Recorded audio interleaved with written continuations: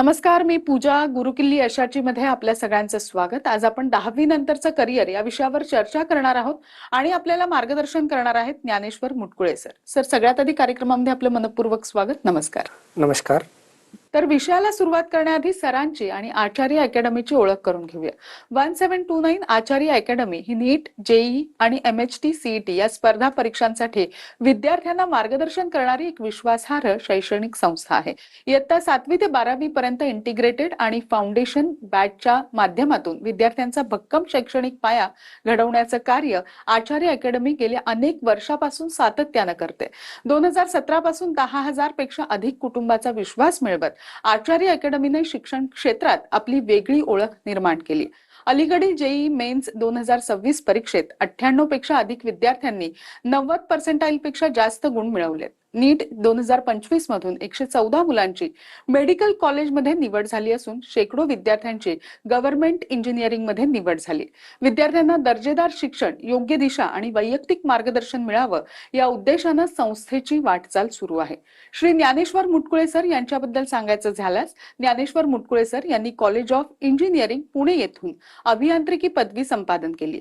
COEP मधून पदवी पूर्ण केल्यानंतर सन 2015 मध्ये ते बारामती येथे भारत फोर्स या कंपनीत असिस्टंट मॅनेजर म्हणून कार्यरत होते. मात्र शिक्षण आणि अध्यापनाची आवड असल्यामुळे त्यांनी आपल्या परिसरातील विद्यार्थ्यांना मार्गदर्शन करण्यास सगळ्यात आधी सुरुवात केली आणि त्यातूनच आचार्य अकॅडमीची पायाभरणी झाली. या प्रवासात त्यांना संचालक प्रवीण ढवळे सर, संचालक श्री कमलाकर टेवकडे सर तसंच अनेक कॉम्पिटिशन्स डॉक्टर आणि शिक्षण क्षेत्रातील तज्ञ सहकाऱ्यांची मोलाची साथ लाभलेली आहे. तसंच पुणे शाखेचे प्रमुख माजी इस्रो शास्त्रज्ञ प्रतीक पाटील सर हे शिक्षक आणि व्यवस्थापक म्हणून कार्यरत असून शैक्षणिक गुणवत्ता आणि व्यवस्थापन यांचा उत्कृष्ट समन्वय साधत आहेत. विद्यार्थ्यांना केवळ निकालापुरतं न घडवता विद्यार्थी हा चांगला नागरिक घडवणं हेच 1729 आचार्य अकॅडमीचं खरं ध्येय. जास्त वेळ न घालवता लगेचच आपण आपल्या आजच्या विषयाला सुरुवात करूया. खूप मोठं ध्येय आहे सर आणि खरं तर आता 10वीची परीक्षा संपत आलेली आहे. तर सगळ्यात पहिला प्रश्न मला तुम्हाला असा विचारायचा आहे, परीक्षा संपल्यानंतर विद्यार्थ्यांना पुढचा निर्णय किती महत्वाचा असतो आणि या टप्प्यांवर योग्य मार्गदर्शन खरं तर विद्यार्थ्यांना मिळणं खूप आवश्यक आहे. त्याबद्दल काय सांगता येईल? सर्वप्रथम TV9चे आभार की त्यांनी इथे आमंत्रित केलेलं आहे 10वी नंतरच्या गायडन्स साठीच्या प्रोग्रामला.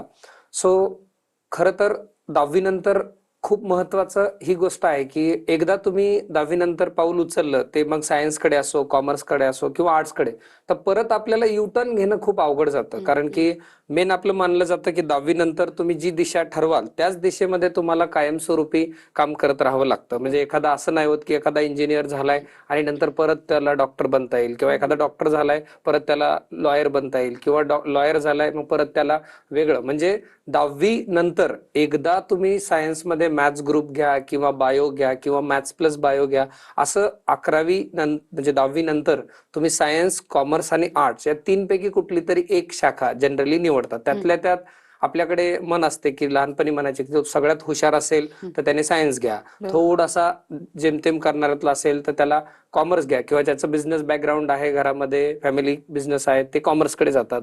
आणि मग आता दोन्हीकडे त्याला चान्स नाही मिळत, मग त्या बिचाऱ्याने आपण आर्टला जा, म्हणजे जेणेकरून पुढे त्याचं काय भविष्य आहे काय नाही माहित नाही. 10वीतून 11वीत जाताना परत युटर्न नाहीये आणि तो युटर्न फार दुरून आहे. म्हणून तुम्ही आतापासूनच विचार करणं गरजेचं आहे की बाबा आपण कशात करिअर केलं पाहिजे. त्यासाठी जे काही तज्ञ लोक असतात, करिअर गायडन्स वाले, किंवा एखादी सायकोमेट्रिक टेस्ट असते, तर अशा व्यक्तींच्या संपर्कात राहून, किंवा आपल्या घरामध्ये कोणी नातेवाईक असतील की जे कुठेतरी चांगल्या पदावर कार्यरत असतील, त्यापैकी तुम्ही किमान 3 लोकांचं गायडन्स घेतल्यानंतर ठरवावं. कारण बऱ्याचदा असं होतं की एखादा वयस्कर व्यक्ती असतो ज्याचं 60 वय असतं आणि त्याने काहीतरी केलेलं असतं त्याच्या 10वी नंतर, आणि तो एका बायस्ड ओपिनियनचा असतो कारण तो त्या क्षेत्राबद्दल माहिती असते. किमान 3 वेगवेगळ्या क्षेत्रातील तज्ञ लोकांचं मार्गदर्शन घेतल्यानंतरच आणि त्याचबरोबर आपली फॅमिली काय करते हे बघूनच पुढचं पाऊल उचलणं गरजेचं आहे असं मला वाटतं. नक्कीच. जसं तुम्ही म्हणताय की 10वी नंतर योग्य मार्गदर्शन मिळवणं आणि योग्य फील्ड निवडणं खूप आवश्यक असतं, तर मला असं म्हणायचंय की एखाद्या विद्यार्थ्याला इंजिनिअरिंग आणि मेडिकल क्षेत्रात करिअर करायचं असेल तर 11वी हा खरं तर बेस मानला जातो. त्यानंतर 12वीची पुन्हा एकदा बोर्डाची परीक्षा तुमच्या समोर येऊन ठेपलेली असेल. 11वी मध्येच मुख्य मार्गदर्शन जे असतं ते काय आवश्यक असतं? त्याचं कारण असं आहे की सध्या जर तुम्ही एक स्टॅटिस्टिकल बघाल तर स्टॅटिस्टिक्स नुसार जेईचं यावर्षी जी एक्झाम दिली ती साधारण 13.58 लाख म्हणजे जवळपास 13 लाख लोकांनी जेईची एक्झाम दिली. आणि जर जेईच्या जागा बघाल की IITच्या जागा किती आहेत, तर त्या हार्डली जागा 17,740 एवढ्या जागा आहेत, त्याच्यात 100 प्लस मायनस. सो 13 लाख विद्यार्थी मधून जर फक्त साधारण 18,000 जवळपास जागांना जर प्रवेश घ्यायचा असेल तर अभ्यास तुम्हाला, मी तर म्हणेन 11वी पासून नाही, तो अभ्यास आता हळूहळू 6वी पासूनच विद्यार्थी अभ्यास करायला लागलेत. बरं, याचं कारण एकच आहे, जागा कमी आहेत. हे सगळ्या गोष्टी मागणी आणि पुरवठा, म्हणजे जसं आपण म्हणतो की सप्लाय आणि डिमांड. जसं आता आपण बघतोय की जे काही दिवसापूर्वी ऑइलच्या प्राइस होत्या, क्रूड ऑइलच्या, आणि त्या आताच्या युद्धजन्य परिस्थितीमुळं त्यामध्ये जी काही तफावत झालेली आहे, सो या सगळ्या गोष्टी तशाच चालतात. जसं MBBS साठी जागा आहेत 50,000 ते 60,000 गव्हर्नमेंटच्या जागा, आणि तिथे विद्यार्थी बसतात 10 म्हणजे 20+ लाख विद्यार्थी बसतात.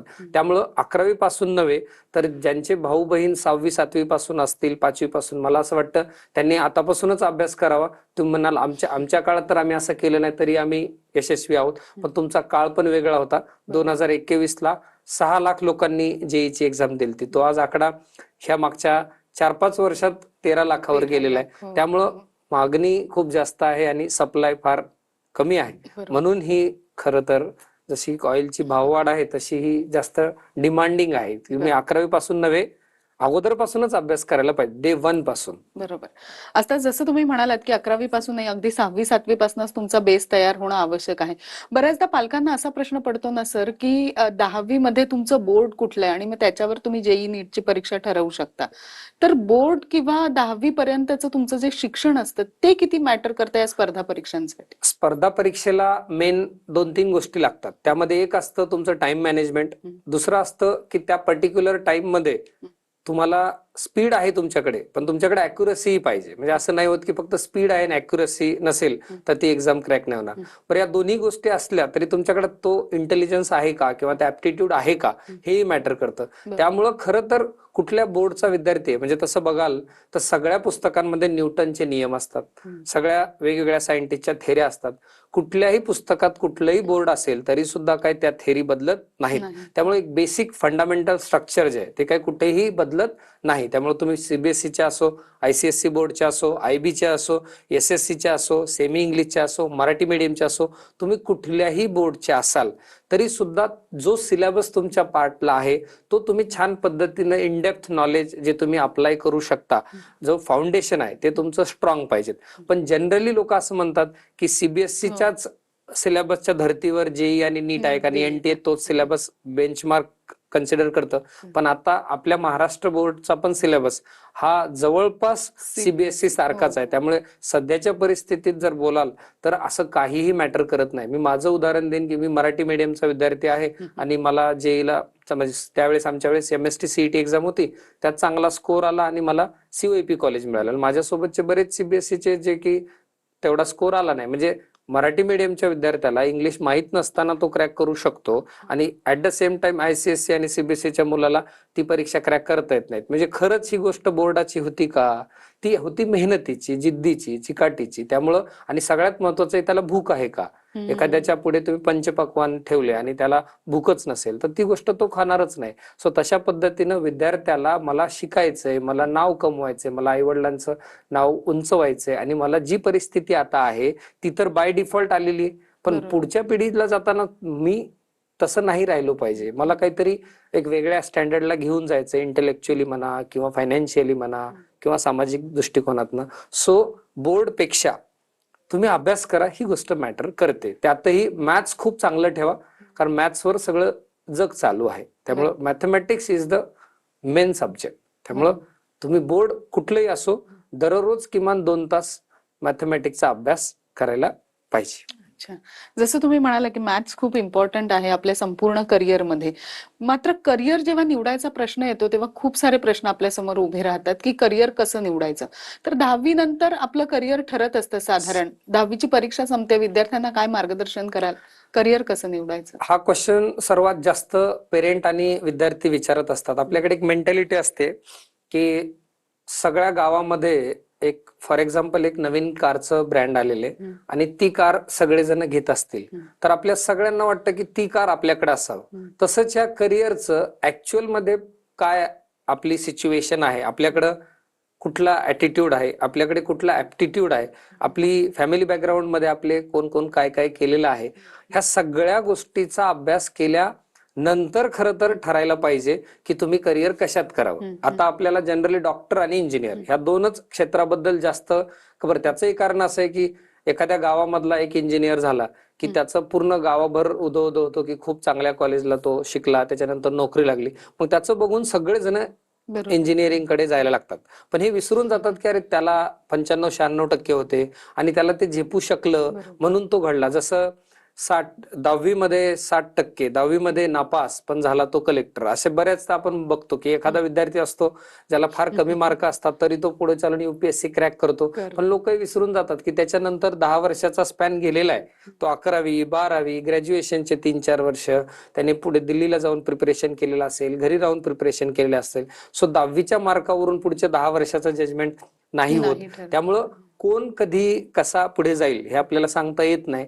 त्यामुळं खरं तर करिअर निवडत असताना पहिले तर आपली फॅमिली बॅकग्राऊंड काय आहे ते मॅटर करणं गरजेचं आहे. म्हणजे एखाद्याचा घरी मोठं हॉस्पिटल आहे आणि आपण बऱ्याचदा म्हणतो की आमचं हॉस्पिटल आहे पण आता मुलाची इच्छा काय आहे माहित नाही. पण खरं तर म्हातारपणात बी हे कळतच नसतं की आपल्याला खरंच काय आवडतं. लोक दुसऱ्यांवर हजारदा टिप्पणी करू शकतात पण जर स्वतःबद्दल म्हटलं की तुम्ही 300 शब्दात तुमच्या स्वतःचं वर्णन करा आणि खरं वाटते तर तुम्ही जे कोणी प्रेक्षक आज बघत असतील तर त्यांनी दुसऱ्याबद्दल किंवा आपल्या मुलाबद्दल बी 4 ओळी लगेच सांगता येतात. तो असा आहे, तो तसा आहे. तुम्ही तुमच्याबद्दलचं वर्णन लिहून बघा, तुम्हाला किती डिफिकल्टी जाईल. त्यामुळे करिअर निवडताना फॅमिली बॅकग्राऊंड, त्याच्याकडे कुठल्या प्रकारचं नॉलेज आहे, कुठल्या प्रकारच्या स्किलसाठी तो उत्साही आहे, त्यानंतर त्याचा स्वभाव कसा आहे आणि त्याचबरोबर त्याला काय जमतं. नाही तर बऱ्याचदा असं होतं की तुम्ही ससा आहे, तो खूप फास्ट पळू शकतो, त्याला तुम्ही वेगळं काहीतरी लावून किंवा त्याची शर्यत माशाबरोबर लावू नका जो की पाण्यामध्ये पोहतो. तुम्ही कुठलं स्किल सेट आहे. बरं आता तुम्ही म्हणाल की स्किल सेट, बरं हे सगळं आहे, स्किल सेट चांगलं आहे, त्याचबरोबर फॅमिली बॅकग्राऊंड चांगले, पण त्या गोष्टीला डिमांडच नसेल तर काय. त्यामुळे तुम्हाला सगळ्या गोष्टी बघूनच निर्णय घ्यावा लागतो की पुढे चालून कशाला नोकरी आहे. सध्या जर बघाल तर MBBS ला किमान 10 वर्ष लागतात, छान सगळं शिक्षण होऊन सुपर स्पेशालिटी होऊन. त्या बाबतीत इंजिनिअरिंगला असं आहे की 4 वर्षात नोकरीला लागतो. सो बऱ्यापैकी आता माझे जे विद्यार्थी 2021 ला पास आउट झालेले पहिल्या बॅचचे, सो त्या विद्यार्थ्यांना आता वेगवेगळ्या ठिकाणी जॉब मिळायला लागलेत. सो त्यांच्या आईवडिलांना किंवा त्यांना भेटून जो त्यांना आनंद मिळालाय की MBBS वाला अजून शिकतोय आणि त्याचमध्ये एकाला गुगलमध्ये इंटर्नशिप मिळाली. आमचा एक वेद पाटील नावाचा विद्यार्थी आहे, त्यानंतर भक्ती सांगवीकर नावाची एक स्टुडंट आहे जिला बँक ऑफ न्यूयॉर्क मध्ये चांगलं 30+ पॅकेज मिळालंय. सो लवकर पैसे पाहिजे असतील तर इंजिनिअरिंग कडे जावं. घरी मोठं हॉस्पिटल असावं तर त्याने डॉक्टर बनावं. त्याची काय आवड आहे ह्यापेक्षा आई वडिलांनी 3 पिढ्यापासून ते चालवत आलेले, पुढे कोणीतरी लिगसी न्यायला पाहिजे. हा, जर त्यात 2 असतील तर एकाने डॉक्टर बनावं, दुसऱ्याने दुसरं काहीतरी बनावं. सो करिअर निवडताना ह्या सगळ्या बाबी तुम्ही माइंडमध्ये घेऊनच डिसिजन घ्यावं ही विनंती. नक्कीच. बोर्ड परीक्षा आणि स्पर्धात्मक परीक्षा याबद्दल मला जाणून घ्यायचं. तर बोर्ड परीक्षा जेव्हा आपण देत असतो तर त्याचबरोबर आपल्याला जेव्हा या स्पर्धा परीक्षांची तयारी करायची असते, दोन्ही एकत्र करताना मुलांना थोडंसं हे सगळं कठीण जातं. मग अशा वेळेला जे हे करिअर गायडन्स जे अकॅडमी असतात या त्यांना कशा पद्धतीने मार्गदर्शन करतात किंवा कशा पद्धतीने पालकांनी येऊन त्यांच्याशी संवाद साधणं आवश्यक आहे? ऍक्च्युअल मध्ये काय होतं की तुम्ही दोन्ही परीक्षांचं स्वरूप लक्षात घेतलं तर तुम्हाला मग त्याबद्दल डिटेल कळेल. बोर्ड काय डिमांड करतं की तुमची लिखाण किती छान आहे. एखाद्या पर्टिक्युलर क्वेश्चनला तुम्ही एका वाक्यात उत्तरे द्या असेल तर ते एका वाक्यात असेल किंवा ती जास्त 4 लाईन्स असेल किंवा जास्त असं दीर्घकालीन उत्तर असेल तर तुम्हाला लिहिण्याची प्रॅक्टिस करायला शिकवतं बोर्ड. आणि त्याच बाबतीमध्ये स्पर्धात्मक परीक्षा असं की क्विक डिसिजन मेकिंग आहे की तुम्हाला 1 मिनिट दिलेला, 1 मिनिटात एक क्वेश्चन वाचायचा आहे, तो आकलन करायचे त्याचं की ते काय विचारतोय तुम्हाला, ते सॉल्व्ह करायचे आणि 4 पैकी 1 ऑप्शन तुम्हाला टिक करायचे. सो बेसिकली स्पीड जी आहे ती मॅटर करते स्पर्धात्मक परीक्षांसाठी आणि रायटिंग स्किल ही मॅटर करते तुमच्या दीर्घ म्हणजे जे बोर्ड पेपर आहेत. सो बेसिकली बोर्डाचा अभ्यास खूप छान झालेला असेल तर तुम्हाला ऑटोमॅटिकली स्पर्धात्मक गोष्टींसाठी मदत मिळते. परंतु बोर्डाचे मार्क हे इतके मॅटर करत नाहीत जितके स्पर्धात्मक रँकिंग. म्हणजे आता उदाहरण द्यायचं झालं तर JEE ला 75% बोर्डात क्रायटेरिया आहे आणि प्रत्येक स्टेटला टॉप 20% आहे, म्हणजे आयदर ऑफ द, म्हणजे जेणेकरून असं होऊ नये की एखाद्या वेळेस एखाद्या राज्यामधील एकाही विद्यार्थ्याला 75%च्या वर मार्क मिळाले नाही तर त्यांचा एकही विद्यार्थी क्वालिफायच नाही असं नको. म्हणून जे म्हणजे एनटीएने टॉप 20% ऑफ दॅट स्टेट किंवा 75% या दोन्हीपैकी एक क्रायटेरिया कुठला तरी पकडतात. सो बोर्ड छान झालेला असेल तर ऑटोमॅटिक तुम्हाला जे काही एका म्हणजे एमसीक्यू काइंड ऑफ असतं, म्हणजे मल्टिपल चॉईस क्वेश्चन, सो त्याची तयारी ऑटोमॅटिकच चांगली होते. त्यामुळं बोर्ड आणि स्पर्धा हे खूप वेगळं आहे असं नाहीये. बोर्ड आणि स्पर्धा परीक्षा ह्या दोन्ही एकच आहेत, सिलेबस एकच आहे, फक्त लिहिणं जास्त बोर्डात आणि टिक करणं किंवा चारपैकी एक ऑप्शन निवडणं किंवा न्यूमरिकल बेस्ड हे म्हणजे स्पर्धा परीक्षा. त्यामुळे दोन्हींचा समन्वय हा खरं पाहिलं तर असतोच. फक्त आता असं झालं की लिहायची प्रॅक्टिसच नाही राहिली मुलांना, त्यामुळं बोर्ड बद्दल बाऊ केला गेला की बोर्डातलं अवघड असतं. कारण तुम्हाला लिहायची प्रॅक्टिस पाहिजे ना, कारण आता सगळेजण मोबाईलवरच अभ्यास करतात, त्यामुळं लिहितात बी मोबाईलवरच, चॅटिंगच्या माध्यमातून, आणि ते पेन आणि पेपर त्यांचं चालतच नाही. त्याच्यामुळं ही अडचण आहे. त्यामुळं दोन्ही एकच आहे, फक्त पॅटर्न वेगळा आहे. तो पॅटर्न समजून घेतला की झालं काम. नक्कीच. त्याचप्रमाणे जसं तुम्ही सुरुवातीला म्हणालात की 7वी ते 12वी पर्यंतच आपल्याला या सगळ्या परीक्षांची तयारी करावी लागते. मात्र या सगळ्यांची परीक्षांची तयारी जेव्हा करायची असते तेव्हा तुमची जी अकॅडमी आहे 1729 आचार्य अकॅडमी, ही विद्यार्थ्यांना कशा पद्धतीने मार्गदर्शन करते किंवा तुमच्याशी संवाद साधायचा असेल, संपर्क करायचा असेल तर कसा केला पाहिजे? तुम्ही जो वेबसाईटवर नंबर आहे किंवा आता जो खालील दिलेला नंबर आहे त्यावर तुम्ही कॉल करून पुढील इन्क्वायरी करू शकता. पण बेसिकली प्रत्येक संस्था ही आपापल्या स्वतःच्या संस्थेचा रिझल्ट चांगला करण्यासाठी काम करतच असते. सो आमचं वैशिष्ट्य असं आहे की आमच्याकडे लिमिटेड सीट्स असतात, त्यामुळं घेतानाच विद्यार्थी चांगल्या पद्धतीने पारखून घेतला जातो, जेणेकरून आपल्याला पुढे त्याला तसा सेप द्यायला मदत होईल. जसं की यावर्षी आम्हाला 300 विद्यार्थी होते जेईला, त्यातले मला 127 हे क्वालिफाईड फॉर द ऍडव्हान्स झालेले आहेत, जे की कुठल्याही शहराचा आणि तालुका प्लेसचा तो हायेस्ट रेकॉर्ड आहे बारामतीमध्ये तो मिळाला.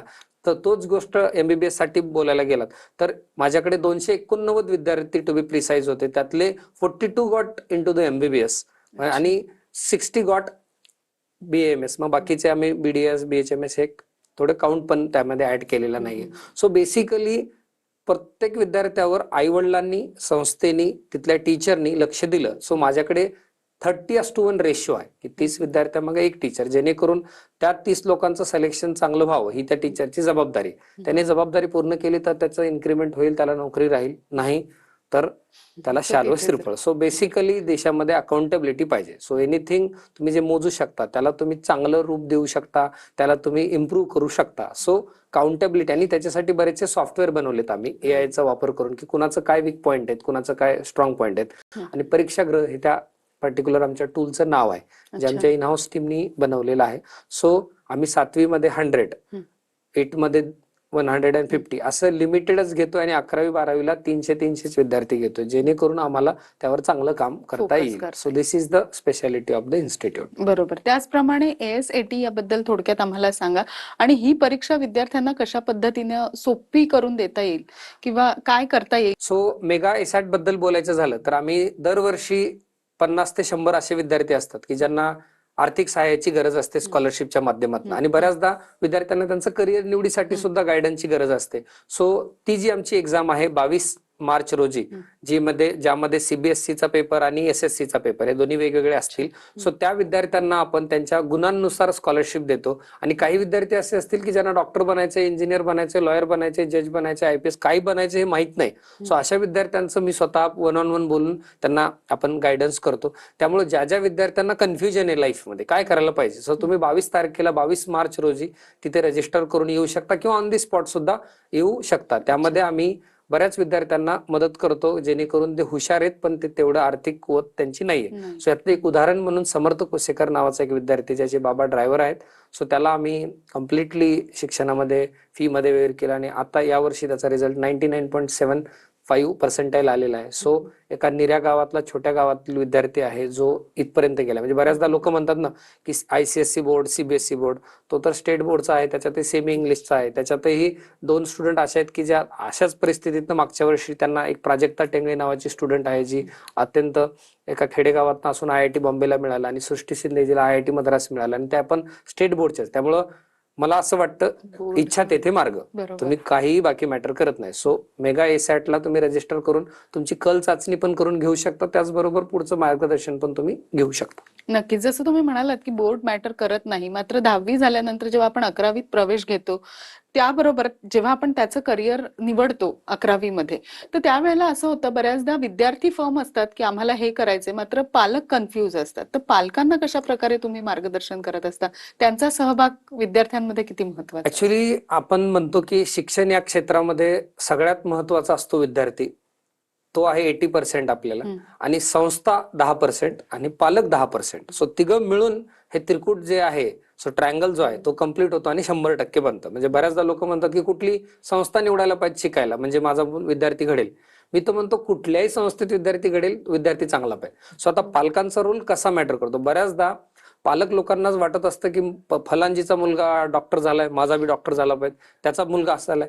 हे विसरूनच जातात की म्हणजे आता एक सोप्या भाषेत खेड्यातील लोकांना उदाहरण द्यायचं म्हणजे एखादं रान चांगलं नाहीये तर तिथं तुम्ही काळीचं रान नाहीये तर तिथं तुम्ही डाळिंब लावत, तिथं तुम्ही गहू नाही लावत किंवा तुम्ही तिथे ऊस नाही लावत. म्हणजे जमीन ज्या प्रकारची आहे त्या प्रकारचं बियाणं तुम्ही ज्या प्रकारचं पीक तिथे लावायला पाहिजे. तसं पालकांसाठी हे सजेशन आहे की विद्यार्थ्याला काय येतं ते पण बघा, तुमचे काय स्वप्न आहेत त्यापेक्षा त्याला काय आवडतं तेही बघायला पाहिजे. पण बऱ्याचदा असं असतं की त्याला जे आवडतं ते व्हॅलिडेट पण करून घेण्याची गरज आहे. कदाचित तो एखाद्या मित्रामुळे किंवा मैत्रिणीमुळे तर ठरवत नाही ना की त्याला तिथे जायचंय. म्हणजे बऱ्याचदा मी असं ऑब्झर्व केलंय की एखाद्या इन्स्टिट्यूटला त्याच्या वर्गातला कोणतरी विद्यार्थी गेलाय म्हणून 5-6 जण तिकडे जातात. म्हणजे ऍक्च्युअल मध्ये खरं त्या विद्यार्थ्याला जमतंय, झेपतंय हे पालकांनी बघावं आणि मगच ठरवावं. नक्कीच. ज्या पद्धतीने सर तुम्ही मार्गदर्शन केलं की 10वी नंतर विद्यार्थ्यांनी करिअर कसं निवडावं आणि ज्या पद्धतीने तुमची अकॅडमी कशी विद्यार्थ्यांना मदत करते, याबद्दलचं खूप छान मार्गदर्शन आमच्या प्रेक्षकांना केलं. त्याबद्दल आपले मनःपूर्वक आभार. नमस्कार.